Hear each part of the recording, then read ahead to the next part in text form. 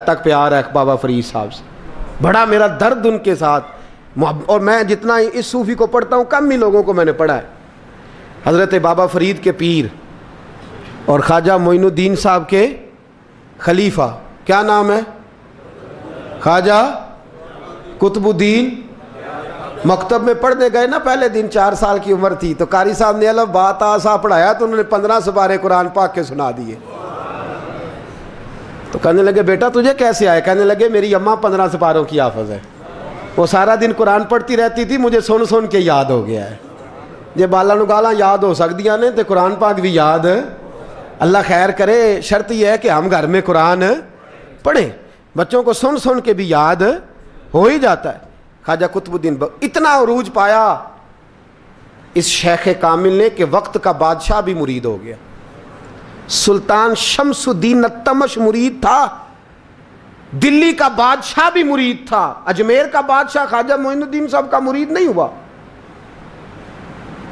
نہ پاک پتن کا بادشاہ بابا فرید کا مرید ہوا، لیکن خواجہ قطب صاحب کو اللہ نے یہ عظمت بھی دی۔ یہ شان ہے نا، اگرچہ صدقہ سارا خواجہ معین الدین کے قدموں کا ہی تھا، لیکن دلی کا بادشاہ مرید ہوا، اور اتنا اعلیٰ مرید ہوا کہ جب خواجہ قطب الدین صاحب کا وصال ہوا تو 3 شرطیں لگائی تھی۔ فرمایا میرا جنازہ وہ پڑھائے، جب سے توبہ کیا پھر اس کا سینے بد حرام کے لیے نہ کھلا ہو، اور جب سے توبہ کیا پھر لقمہ حرام اس کے گلے سے نہ گزرا ہو، اور جب سے توبہ کیا پھر کبھی نماز تہجد بھی قضا۔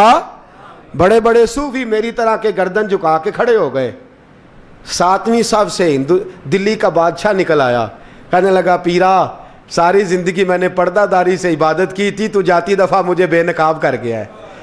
اتنا بڑا انہوں نے شخص تیار، اور حال یہ تھا، لوگ کہتے ہیں کہ فلانا آدمی امیر آدمی ہے تو حضرت صاحب کا تعلق پیر صاحب کا تعلق زیادہ ہے، تو اس کی عمارت نہ دیکھ، کبھی کبھی اس کی پرہیزگاری بھی دیکھ، اس کی خدمت گزاری بھی دیکھ۔ خواجہ قطب الدین صاحب پہ بھی الزام لگتے رہے۔ ایک الزام یہ بھی لگا کہ قریب چلے گئے۔ ہوا کیا، جب بادشاہ مرید ہوا تو کہنے لگا حضرت جی میں نے بادشاہی نہیں کرنی، میں نے اب خانقاہ میں رہنا ہے۔ تو فرمایا بیٹا تو چھوڑ دے گا تو کوئی ظالم بیٹھ جائے گا، تو حضور پھر کیا حکم ہے؟ فرمانے لگے تو نے کرنی ہے۔ تو کہا حضور آپ وہ کہاں ہوتے ہیں، میں کہاں ہوتا ہوں، دل ہی نہیں لگتا۔ تو آپ فرمانے لگے میں ڈیرا اٹھا کے تیرے قریب لے آتا ہوں۔ خواجہ صاحب 1 کلومیٹر کے فاصلے پر ڈیرا اٹھا کے لے آئے۔ فرمانے لگے میں تیری تربیت کرتا رہوں گا، تو مخلوق کا بھلا کرتے رہنا۔ صلی اللہ علیہ، تو حضور کی امت کا اللہ اکبر، وہ قریب۔ اس وقت بھی لوگوں نے بڑی باتیں کی کہ دیکھو جی بادشاہ تھا نا تو پیر صاحب ہی نیڑے آ گئے۔ لوگ دیکھتے نہیں کہ اصل بات کیا ہے۔ خیر وقت گزر گیا، بادشاہی مرید ہو گیا، تو پھر دلی سارے میں اسلام، اتنا عدل انصاف، ہندوؤں کو بات پسند نہ آئی، انہوں نے کچھ مسلمان خرید لیے۔ سلطان شمس الدین التمش بیٹھا ہے دربار میں، جاگ رہے ہیں نا آپ لوگ، سب کہیے صلی اللہ علیہ۔ بڑی غور سے سننے والی بات۔ ایک دن سلطان شمس الدین تمش دربار میں بیٹھا ہے، قاضی عدالت بھی بیٹھے ہیں، مقدمات سنے جا رہے ہیں، باہر سے رونے کی آواز آنے لگی، چیخنے چلانے کی، بی بی بیان کر رہی۔ کیا ہو گیا کیا ہو گیا؟ وہ ٹال لگے ہوتے تھے بادشاہوں کے، وہ بجنے لگے، زور ہونے لگا۔ بادشاہ نے کہا اس فریادی کو جلدی بلاؤ۔ وہ اندر عورت آئی تو چیخ چیخ کے رو رو کے اس نے اپنے کپڑے پھاڑ پھاڑ کے، برا حال، 2 مہینے کا بچہ، لوگ اس کی آہو زاری پر اس کی طرف متوجہ، بی بی کیا ہوا، پانی پلاؤ بٹھاؤ، کیا ہو گیا؟ کہنے لگی لٹ گئی، عزت برباد ہو گئی، تباہ کر دی گئی۔ میں کیا ہوا؟ کہنے لگی بادشاہ ایک شخص میرا غیر شرعی خامند بنا، پھر مجھے حمل ہوا، پھر میری گود میں یہ بچہ ہے 2 مہینے کا، اب گئی ہوں تو وہ کہتا ہے کہ میرا تو تیرے سے تعلق ہی کوئی نہیں۔ بادشاہ کہنے لگے یہ سلطان شمس الدین تمش کی جگہ ہے، اور میں نے رسول اللہ صلی اللہ علیہ وسلم کے دین کے مطابق حکومت استوار کی ہے، کون ہے جو تیرے ساتھ؟ ابھی گردن نہ کاٹ دوں گا، بات کر کون ہے؟ کہنے لگی تو کچھ بھی نہیں کرے گا، کوئی کچھ نہیں کر سکتا۔ لوگ کلمے چھوڑ کے بیٹھ گئے، توجہ ادھر ہو گئی۔ پراپوگنڈے بڑا اثر کرتے ہیں معاشرے پہ، رنگ ایسا عجیب ہے، انداز ایسا عجیب ہے۔ فرمایا بات تو کر۔ اس عورت کی آواز گونجی تو حالات ہی خراب ہو گئے۔ کہنے لگی بادشاہ حوصلہ پیدا کر سننے کا۔ کہا تو بات کر۔ کہنے لگی میرے گود میں جو بچہ ہے یہ قطب الدین بختیار کاکی کا ہے، یہ تیرے پیر کی ناجائز اولاد ہے۔ اٹھاؤ، پروفیسر سلیم چشتی نے پی ایچ ڈی کی ہے، وہ لکھ رہے ہیں اس واقعے کو، تیرے پیر کا ناجائز بچہ ہے۔ ہاتھ کانپنے لگے بادشاہ کے، کہنے لگے یا اللہ کبھی تو قیامت برپا کر دے تو معاملہ ٹھیک ہو جائے، میں تیری زبان کھینچ دوں گا تیری تو نے بات کیسے کی؟ کہنے لگی میں نے کہا تھا نا تیرے اندر حوصلہ نہیں، میری عزت تار تار ہو گئی اور تو پیر بچا رہا ہے۔ اللہ اکبر۔ سلطان شمس الدین تمش آسمان کی طرف دیکھ کے کہنے لگے مولا مجھ مجرم کو جس کی برکت سے اٹھا کے تو نے مسجد میں پہنچایا، آج مجھے تو نے کس امتحان میں ڈال دیا؟ یہ کیا رنگ تو نے زندگی کا بنایا ہے؟ کہنے لگی بلا اسے، اڑاب گردن۔ اللہ اکبر۔ خواجہ قطب الدین بختیار کاکی، ذرا اس جگہ پہ اپنے آپ کو کھڑا کر کے دیکھ میرے دوست، جو شخص دلی کے بازار میں نکلے تو دکانیں بند ہو جائیں، عورتیں گھروں میں گھس جائیں، جس کے نام پر چرچے ہوں دین کے، وہ شخص لاٹھی ٹکاتا ٹکاتا، عرس منانے آسان ہے، ڈھول ڈمکے کر کے گھروں کو جانا آسان ہے، پر ذرا ان کی راہوں کا مسافر تو بن انہوں نے انداز کیا اختیار کیا ہے۔ حضرت خواجہ قطب الدین بختیار کاکی، خبر پھیل گئی، اتنی شہرت پاکیزگی کی نہیں ہوئی تھی جتنی اس جرم کی ہوئی۔ لاٹھی ٹکاتے ٹکاتے جب پہنچے نا بادشاہ کے دربار میں، بادشاہ اٹھنے لگا، قاضی اٹھنے لگا، لوگ اٹھنے لگے، تو قطب الدین بختیار کاکی کی آنکھوں میں آنسو آئے، مانے لگے بیٹو بیٹھ جاؤ، آج میں پیر بن کے نہیں آیا، میں مجرم بن کے آیا۔ اور کہا میرے مالک کا انصاف بھی دیکھو، دلی کا پیر آج دلی کی عدالت میں اپنے نا کردہ جرم کی صفائی دینے آیا ہے، بڑی لاٹھی پہ ٹیک لگائی، دلی کی گلیاں بھی روتی ہیں کہ یہ کیا رنگ، اللہ یہ تیرا کیا رنگ ہے، یہ تے میں گڈی تے ہاتھ ڈور سجن دے، او جنج رکھے اونج رہنا ہے، واجب نہیں جے وچ شریعت، مندہ خسم نو کہنا اے تن میرا کنگھی ہووے، میں زلف سجن دی واواں، پوش میرے دی جتی بن جائے، میں یار دی قدمی آواں، مارو مارو مینوں مار مکاؤ، کوئی یوزر نہ پیش لے آواں، جے سونا ہی میرے دکھ وچ راضی، جے سونا ہی میرے دکھ وچ راضی، تے میں سکھ نو چلے ڈاواں، پر یار فریدا جے کدی بل پہ سونا، یار فریدا جے کدی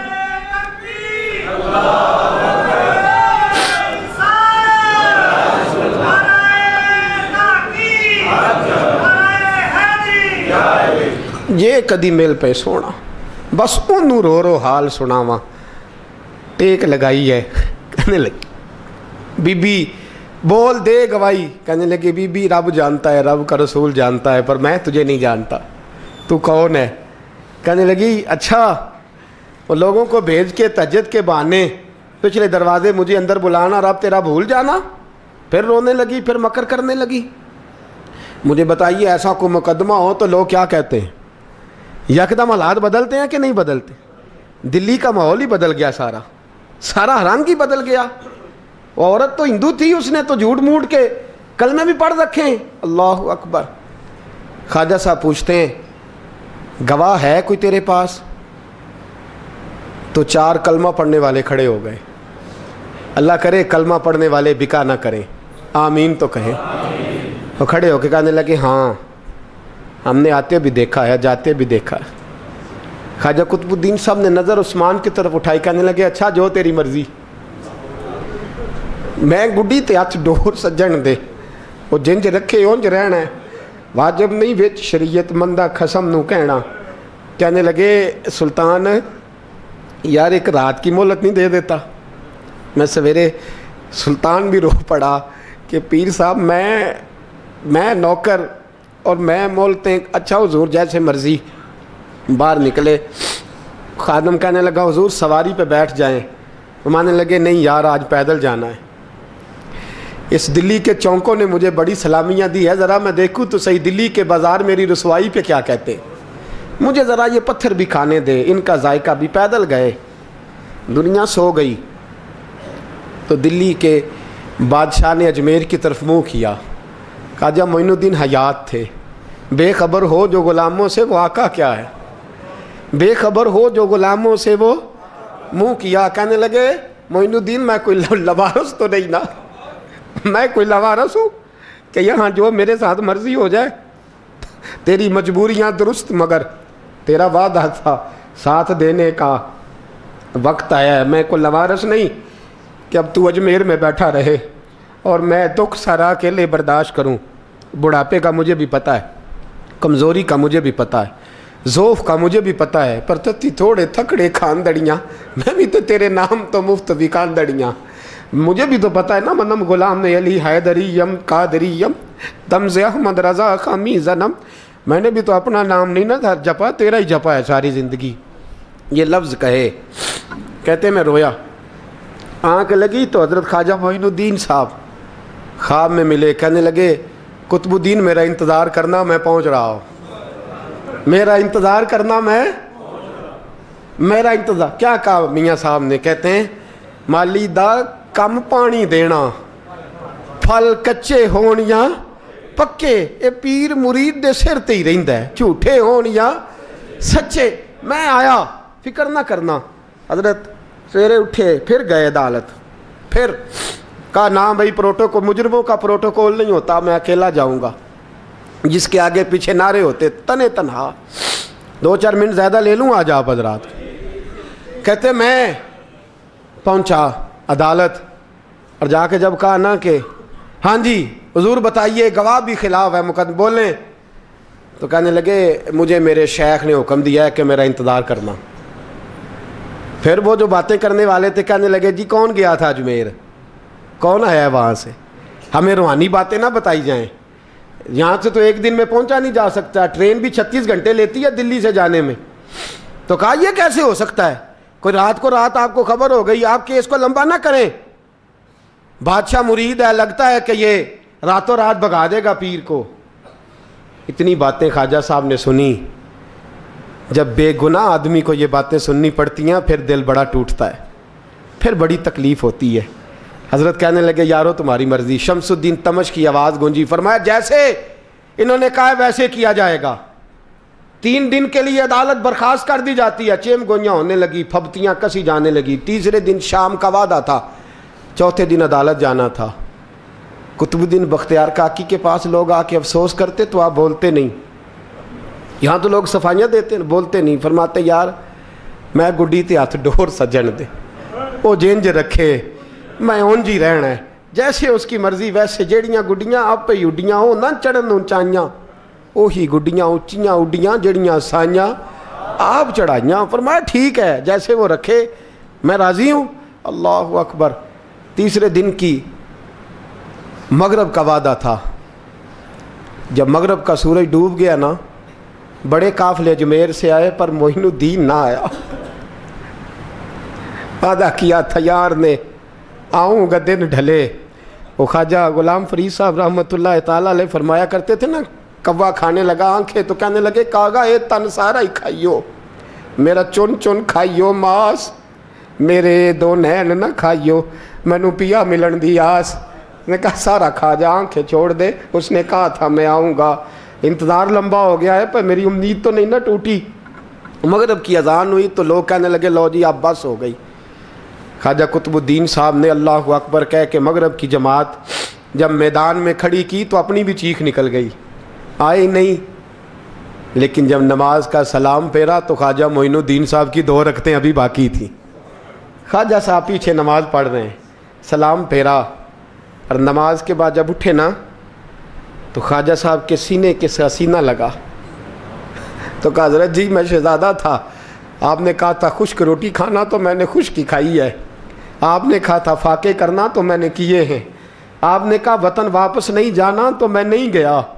حضور اس امتحان کا آپ نے بتایا ہی نہیں تھا, یہ مجھے بتا جاتے اب اس سفید داڑھی سے میں جواب دیتا پھروں.